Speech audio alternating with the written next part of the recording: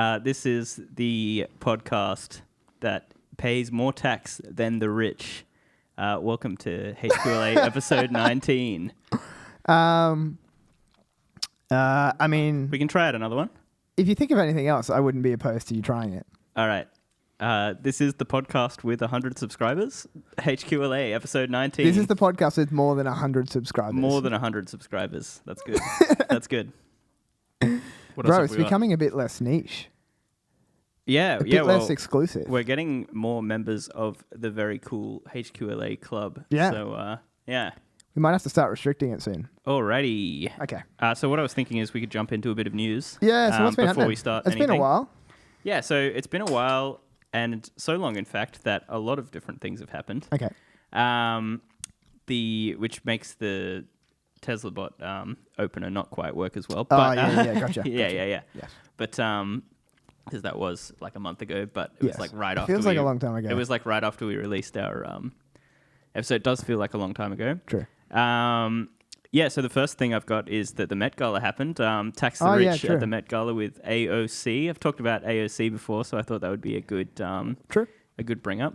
It actually costs. Actually, do you want to guess what the ticket costs to get into to get into the Met Gala? 10 grand. It costs $35,000. Oh, wow. That's a lot. Does it go and- to a charity or something? I think Would so. have Yeah, thought so, yeah. I'm not sure. But yeah. So the I think it's organized by like Vogue or something. Okay. So whatever they choose to do with the money. Yeah. But yeah, AOC, maybe it doesn't go to a charity. Yeah. I don't know. I don't know much about it. I'm not sure. But AOC sells Tax the Rich merch from her online store. Really? Which I thought was funny because it's like this anti-capitalist approach. Yes. And then sells the merch, which is great. Yeah. What else has been happening? We've got Canva, which has a new valuation. So for anyone who doesn't know what Canva is, they provide easy-to-use design templates for people that want to make good content. Yeah, very easy. And it's for the people that don't want to use Photoshop. It's kind basically. of like for me. Yeah, the people that don't know how to or don't want to use Photoshop. Yeah. And they actually did a fundraising and hit a valuation of US $40 billion. Yeah, right. They're definitely one of the most valuable startups at the moment. Yeah, or 55 billion. It's pretty crazy. AUD, and they're headquartered in Sydney. That's pretty cool. That's awesome, actually. So it's another Aussie tech. Well, Atlassian just hit $100 billion market cap today. Yeah, there you go. It's a good one. Yeah, so that's another Aussie Team on the Nasdaq. team. That's right. Yeah. Yeah. So Canva Do you own has. any? Yeah. You do? Yeah. Okay, nice. They've had a good run, actually, in the last month or so. I owned Team since or Atlassian since I started using Jira at work like 2 years ago. Oh, really? Because Jira, I saw it was like actually quite good, and I was like, oh, a lot of the corporate world runs off Jira. Yeah. And so I realized how good it was and how much margin there was in that. Yeah. Anyway, Canva has 60 million monthly active users. Yeah, right. And there are now more than 500,000 paying teams to Canva with companies like American Airlines, Salesforce, Intel, and PayPal. That's amazing. So yeah, 500,000 paying customers and cool. 60 million monthly active users. Yeah, right. It's interesting that companies who have a department that would usually specialize in that are paying for their other staff members to be able to like just mock up stuff. Yeah, but they can pay people straight out of uni or like interns or whatever now to do that instead of people with actual skills. Totally. So it's kind of funny. It is. Or they can pay the people with the skills to make stuff on Canva if they want. Here we go. I got another good startup for you. Mailchimp sold for $12 billion to Intuit. $12 billion. $12 billion. To who? Intuit is the name of the company. Okay. And Mailchimp is, so for everyone who doesn't know, they're a marketing automation platform for email marketing. They've got 800 employees, and they offer more than just email. They've got social ads, landing pages, postcards, and more digital marketing stuff. Yeah. So in 2019, they had 11 million active customers. Okay. And an audience of 4 billion. What does an audience mean? So people that they're sending content to. So 4 billion different email addresses. Oh wow. In their database. In their audience, yeah. So yeah, right. Obviously 4 billion, did you say? Yeah. So there's enough cross sections of businesses to. It's probably not 4 billion people though. Email subscribers. Well, if you think Wasn't about that half the world? well, yeah, but think about how many email addresses Yes. it's like one person has. Yeah, that's right. Yeah, correct. They can have 10 email. Well, Yeah, that's probably the average person has like 6 or 7 email addresses. Right? I'd say so. So it's still an impressive number though. Yeah, totally. So there's a cross section where 11 million of the businesses are obviously interacting with a huge amount of like probably more than 30% of the population on Earth though. So it's an interesting it's an interesting way to look at it. Yeah, and totally. those 11 million customers are obviously customers of Mailchimp. Yep. Here's another one for you. Okay. Discord, yes. they've raised a new round of funding for Really? $500 million. Wow. And they're now worth 15 billion. 15 billion. Yeah. Okay. So That's a lot. So that's another good valuation for you. That's fair enough. We have one of the subjects I'm doing at uni. They have a Discord for the subject. Yeah. So you can jump on. And one of the students was trying to explain to our teacher what Discord is. yeah.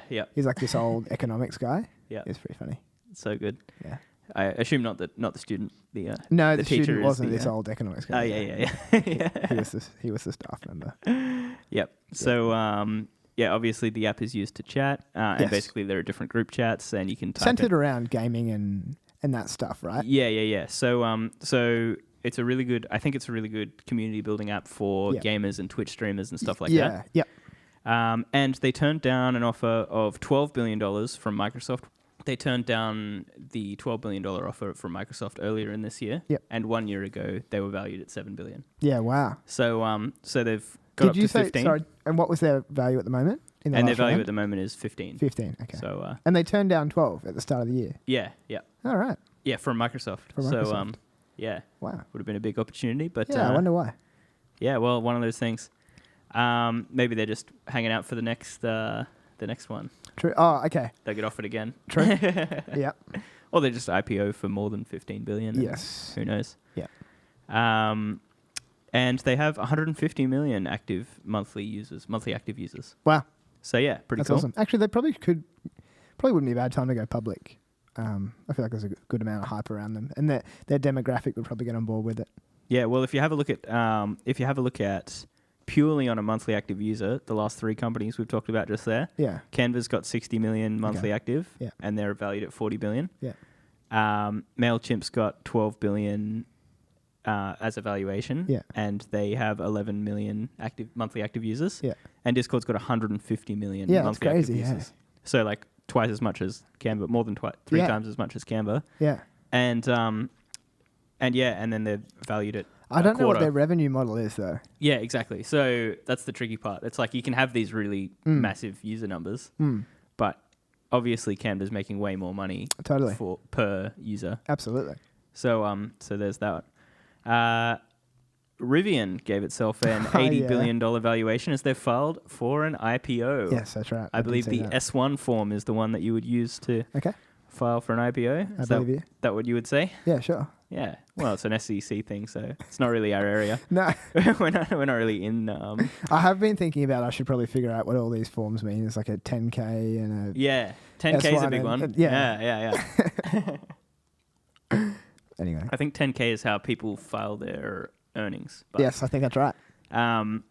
Yes, anyway, so if we look at Ford, they've already got 120,000 reservations for the F-150. As in the F-150 Lightning? Yeah, the F-150 Lightning, yeah. And how many? 120,000 reservations. Okay, yep. If we look at Tesla, they're looking to start delivering the Cybertruck in early 2022. Yep. That's essentially what they're dealing with because the Rivian makes the pickup trucks that we kind of brushed on in an earlier episode. Yeah, we've mentioned them. So Ford, a company which started in 1903, has a market cap of $53 billion and produces 4.2 million vehicles a year. Yeah. And Rivian's first production R1T has rolled off the production line 6 days ago. Yeah. And is asking for $80 billion as their market cap. So wow. Yeah, so to date, Rivian's raised $10.5 billion. Yeah. Which is pretty crazy considering the difference there between 10 and 80. Yeah. Yeah, it's a funny one. Even when Ford are producing a product like that, like the Lightning, which is actually a pretty cool competitive product, and yet still they're not valued anywhere near the same multiple as something like Rivian. Yeah. It's interesting. Yeah. Well, that's what they're valuing themselves in the pre-IPO. Like, I guess that's what the VC and the investment bank and all that kind of thing. Yeah. It can go horribly wrong. We've seen that happen with SoftBank and WeWork when they put in a massive valuation and the market said no. Yeah. So that was an interesting one. Mm-hmm. Here's the bull case. Amazon's ordered 100,000 Rivian vans. So, really? So yeah. Wow. So they're making delivery that's cool. vehicles for them. Okay, that's sick then. That's the Rivian part of the, the news. Since it's becoming public, we should probably talk about it at some point. True, yes. Well, we'll save that for another IPO episode special. Yeah, I think so. We have SpaceX. Okay. The mission, going public? The mission was called Inspiration 4. They're not going... Oh, well, I don't know if they're going public or not. I think Starlink is the one that's going public, which is a part of SpaceX. I don't think he's ever going to go public with SpaceX.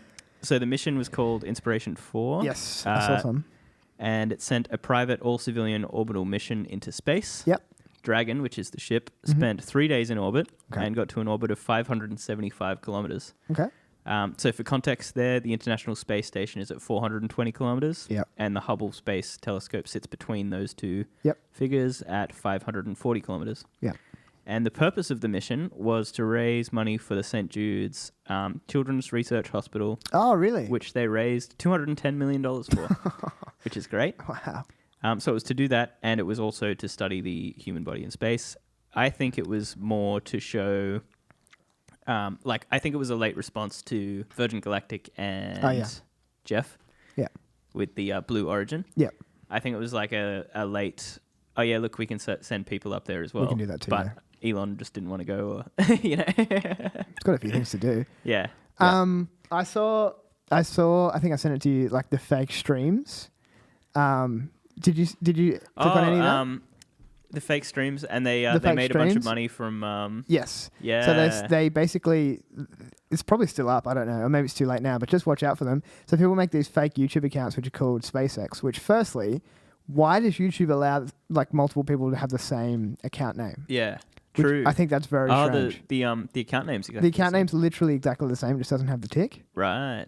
And so it comes up that it's live, and they're playing like previously broadcast footage from that, but a few hours later, some people don't know.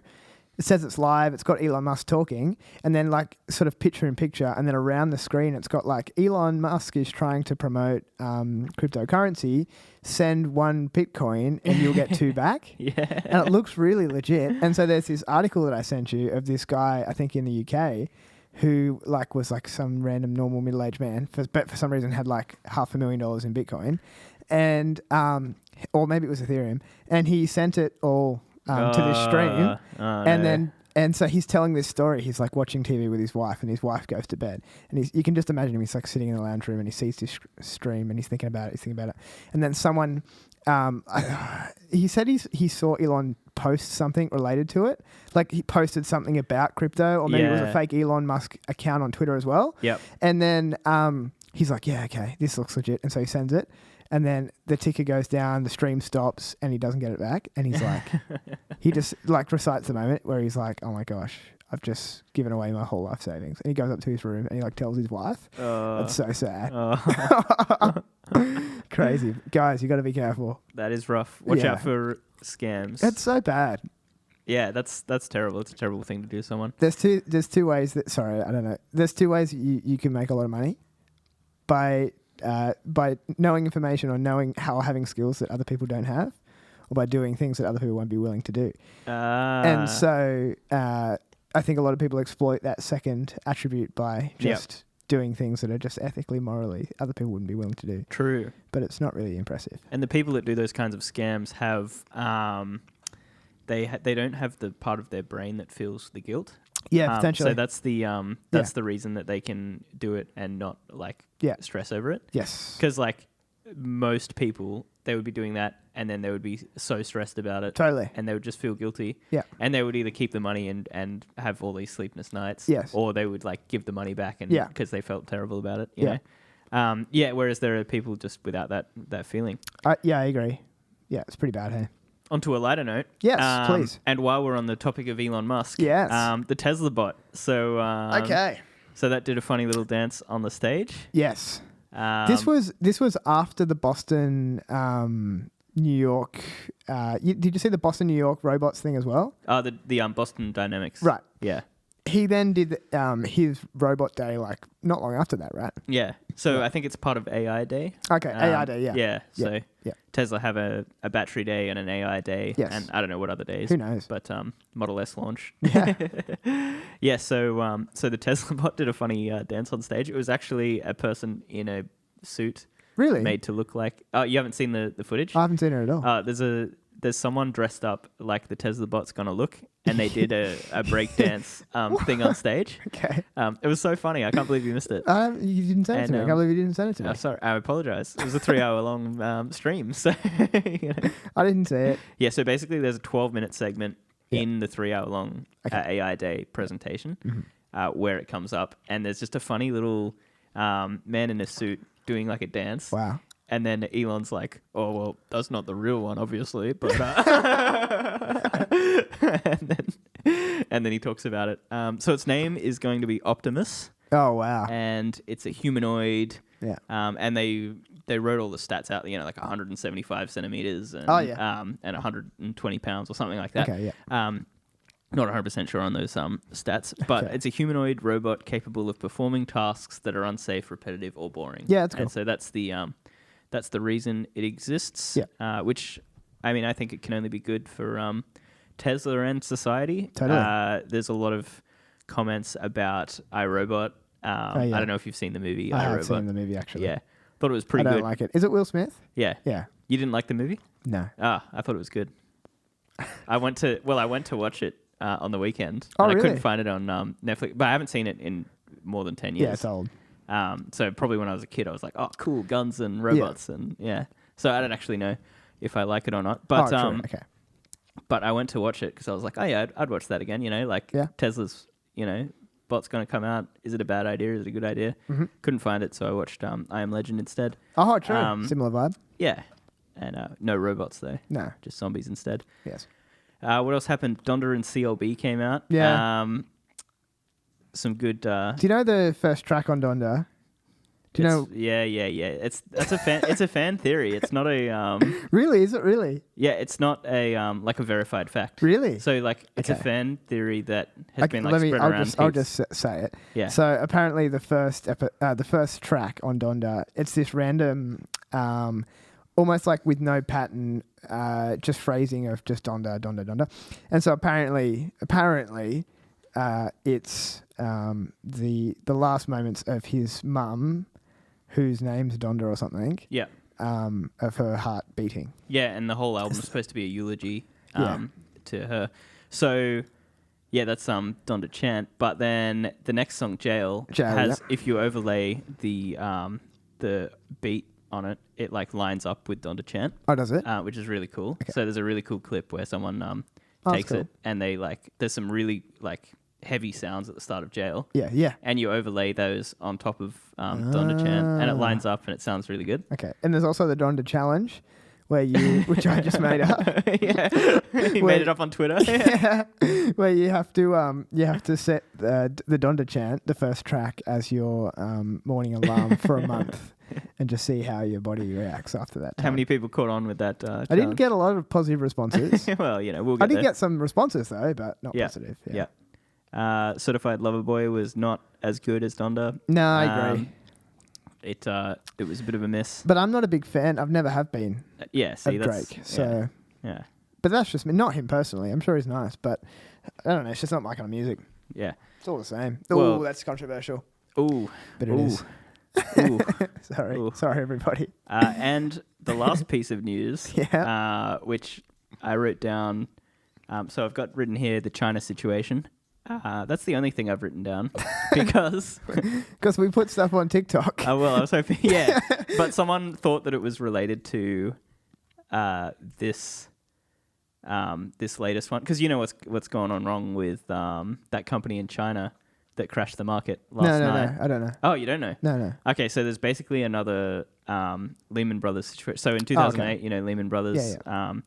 So there's basically the largest developer in China has like filed for bankruptcy. Gotcha. Last night, overnight in the markets. Right. And basically they're called. Because you just assumed I would know. Yeah, well, I thought you would know because Nah. I prepared all of the other news, so you know. EverGrande. Okay, so EverGrande is like the largest real estate group. Okay. And the second largest property developer. There you go. Wow. By sales, that is. Okay. And they've pretty much collapsed. Here you go. Gotcha. They racked up an Australian $432 billion in debt. Wow. And plummeted more than 10% in trading in Hong Kong. And is down... Their stock did. Yeah, and is down... Only 10%? Well, and is down 72% in Hong Kong this year. So, yeah, it's a... here you go. It's a shockwave sending... No, it's a crisis sending shockwaves. There it is. Yeah, true. Okay, I did notice a lot of red this morning when I was looking at things. Right. So it looks like the main issue is that China was having a real estate market like rise. They were having a bit of a bubble. Yeah. So it looks like they've taken out a massive amount of debt, built a whole bunch of homes. Yeah. And now it looks like the Chinese property prices are starting to drop. Yeah.